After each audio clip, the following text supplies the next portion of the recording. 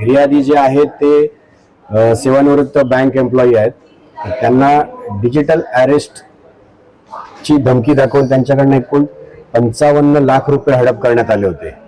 यामध्ये त्यांना सुरुवातीला सांगण्यात आले होते की मनी लॉन्ड्रिंग मध्ये त्यांचं नाव आलेलं आहे, आम्ही विनायक गौतम ATS चे अधिकारी बोलत आहोत आणि तर आपली जी रक्कम आहे ती पहिली आम्हाला एका सेफ डिपॉझिट अकाउंट मध्ये आम्हाला ट्रान्सफर करावी लागेल, नंतर ती तुम्हाला 24 तासात परत दिली जाईल.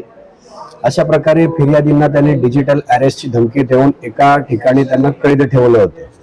फिर्यादी अतिशय घाबरून गेल्यामुळे त्यांनी सुरुवातीला त्यांना 55 लाख रुपये ट्रान्सफर केलेले आहेत. त्यानंतर जसं त्यांना कळलं की याच्यामध्ये त्यांची फसवणूक झाली आहे तसं ते तात्काळ सायबर पोलीस ठाणे नागपूर येथे आले असता आपण तात्काळ त्यांची तक्रार नोंद करून याच्यामध्ये माननीय पोलीस आयुक्त doctor Ravindra Singh Singal sir, joint CP Reddy sir, additional CP crime Shri Pardeshi sir, DCP Shri Lohit मताने सर यांच्या मार्गदर्शनाखाली आमचा तपास आम्ही सुरू केला. यामध्ये आमच्या 2 टीम यांनी खूप अथक परिश्रम घेतले. त्यामध्ये एक टीम आमची या नागपूर व मुंबई या आसपासच्या भागामध्ये तपास करत होती. दुसरी टीम आम्ही गुजरात, राजस्थान या भागामध्ये रवाना केली होती.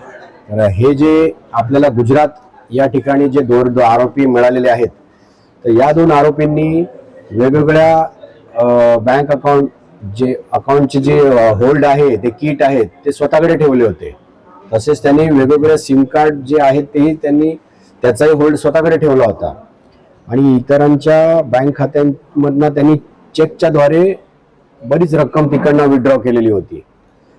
तर आम्ही ह्या ज्या 2 आरोपींना अटक केलेली आहे यांची नावे जी आहेत ती मोहित भगत आणि मोहित प्रकाशभाई पटेल, राहणार गुजरात असं यांचा पत्ता आहे.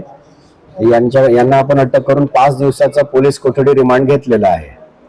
त्याच्यात स्वरूप म्हणजे हेच होतं की मनी लॉन्ड्रिंग केसमध्ये त्यांचं नाव आल्याची त्यांना धमकी देऊन त्यांना घाबरवण्यात आले. फिर्यादी अतिशय घाबरून गेले ऐकल्यानंतर की त्या भीतीपायी त्यांनी ते पैसे त्यांना वळते केले. आता आरोपींना आम्ही ताब्यात घेतल्यानंतर यामध्ये आरोपींकडून आता एक मोठे खुलासे आपण करत आहोत. प्रथमदर्शनी माहिती मिळत आहे की याच्यामध्ये दुबई कनेक्शन आहे.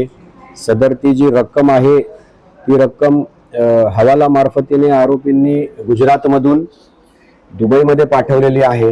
तर याच्यामध्ये आम्ही ते हवालाचे जे कोणी आहेत व्यक्ती ते त्याचप्रमाणे दुबईमध्ये बसलेले त्यांचे जे कोणी सह आरोपी आहेत यांचा पण आता यामध्ये तपास आम्ही अतिशय वेगाने करीत आहोत आणि लवकरात लवकर तेही आरोपी आमच्या ताब्यामध्ये असतीलच.